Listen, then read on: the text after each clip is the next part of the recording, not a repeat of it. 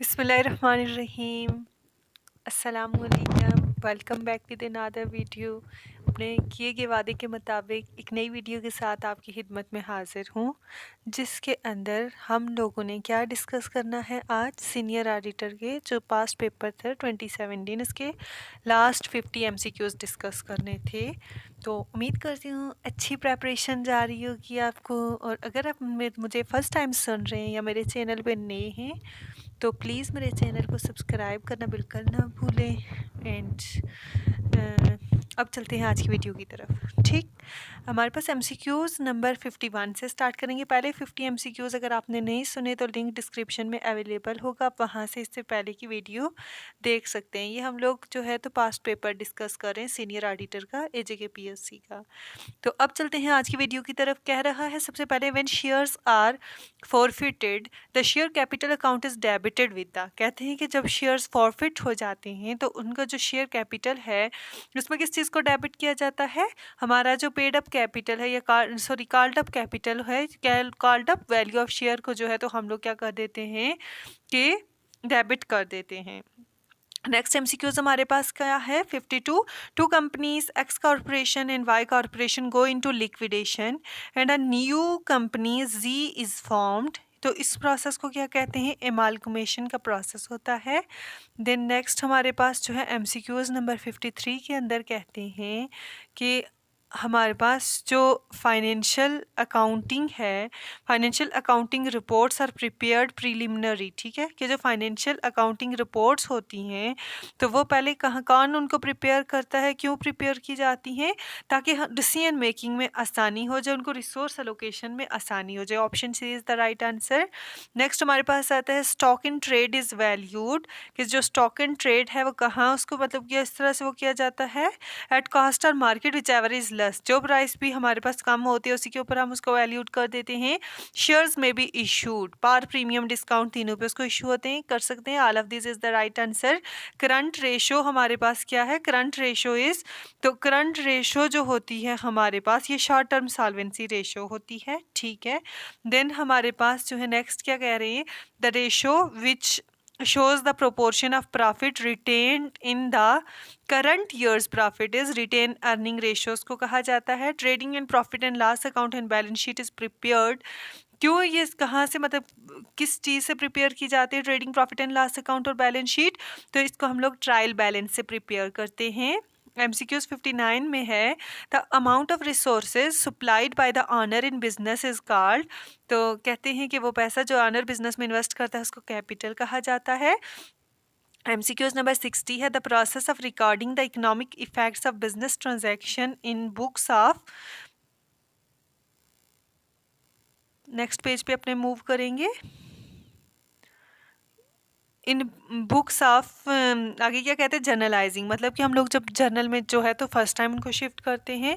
Then MCQs number 61 है partners in Pakistan, के पाकिस्तान के अंदर हमारे पास जो पार्टनर्स हैं can today be fixed at the following number, तो पार्टनरशिप हमारे पास minimum two maximum 20 is the right answer. Then economic resources of a business that are expected to be benefit in the future is referred to as asset कहा जाता है उन्हें, जो future में benefit देते हैं लॉन्ग टाइम पीरियड के लिए। नेक्स्ट क्या था, एनी एक्सपेंडिचर इनकर टू इंक्रीज द प्रॉफिट और capacity of the concern revenue expenditure, तो ये हमारे पास क्या होता है, कैपिटल एक्सपेंडिचर होता है। ठीक है, जो प्रॉफिट में इंक्रीज करता है, अर्निंग कैपेसिटी को बढ़ाता है, उसको कैपिटल एक्सपेंडिचर कहा जाता है। देन नेक्स्ट हमारे पास MCQs है which of the following option indicate how quickly accounts receivable are converted into cash, तो हमारे पास अकाउंट रिसीवेबल टर्नओवर के अंदर ऐसा होता है। नेक्स्ट MCQs 66 कह रहा है which of the following principle deal with the valuation and recording of asset at cost price. ठीक है, तो हमारे पास कास्ट प्रिंसिपल ये है, वो ये कहता है कि एसेट को हमेशा अपनी कॉस्ट वैल्यू पर रिकॉर्ड करना चाहिए। देन हमारे पास कहते हैं the main electronic component used in different generation computer was, हमारे पास जो वैक्यूम ट्यूब है एंड वल्व्स ये हम लोगों के पास यूज़ हो रही थी फर्स्ट जनरेशन कंप्यूटर के अंदर। नेक्स्ट MCQ MCQs है, which of the following is the most powerful computer. हमें बताएं कि कौन सा सबसे पावरफुल कंप्यूटर है, तो सुपर कंप्यूटर जो होता है तो ये मोस्ट पावरफुल कंप्यूटर है। Then MCQ 69, assembly language started to be used from. Assembly language जो है तो वो मतलब कहाँ से वो उसको वो करते हैं, सेकंड जनरेशन कंप्यूटर से असेंबली लैंग्वेज स्टार्ट की गई थी। नेक्स्ट है the auditor is most likely to examine related party transaction very carefully while watching credit purchases. ठीक, नेक्स्ट कहते हैं share holder in a company. तो शेयर होल्डर जो होते हैं तो वो बोर्ड ऑफ डायरेक्टर के मेंबर भी हो सकते हैं और ऑनर ऑफ द कंपनी होते हैं। Production function refers input to output. ठीक है, प्रोडक्शन में क्या होता है, इनपुट से हम लोग अपने रॉ मटेरियल को ट्रांसफर करते हैं आउटपुट में। The board of directors shall appoint first auditor of a company within 1 month of the incorporation of company. यानी कंपनी रजिस्टर हो जाती है 1 महीने के अंदर अंदर बोर्ड ऑफ डायरेक्टर जो है तो उनको अपॉइंट करते हैं, किसको, ऑडिटर को। फिर कहते हैं real accounts are related to. Real account का ताल्लुक किससे होता है, रियल अकाउंट का ताल्लुक हमारे एसेट से होता है। Which of the following is the acronym of GAAP. Generally accepted accounting principle को गैप कहा जाता है। इसके बाद हमारे पास नेक्स्ट MCQs है, which of the following is not among the 5 main kinds of current asset. तो डेफर्ड इनकम करंट एसेट की टाइप्स में नहीं आती। The audit is not a necessary requirement for which the following companies. ठीक है, तो sole proprietorship के लिए ऑडिट जरूरी नहीं होता। Which of the following tenure is shown by the income statement for merchandising. ठीक है, तो हमारे पास जो है all of these right answer है। Gross profit, CGS, sales, revenue section, ये सारी चीज़ें आती हैं इसमें। Which one of the following is temporary account. तो इंश्योरेंस एक्सपेंस हमारे पास जो है वो टेम्पररी अकाउंट है। An entry that effects more than an account is noun as. ये हमारे पास कंपाउंड एंट्री होती है, जो कि कंपोज्ड एंट्री होती है या कंपाउंड एंट्री होती है, जो कि 2 चीज़ों को अफेक्ट करती है।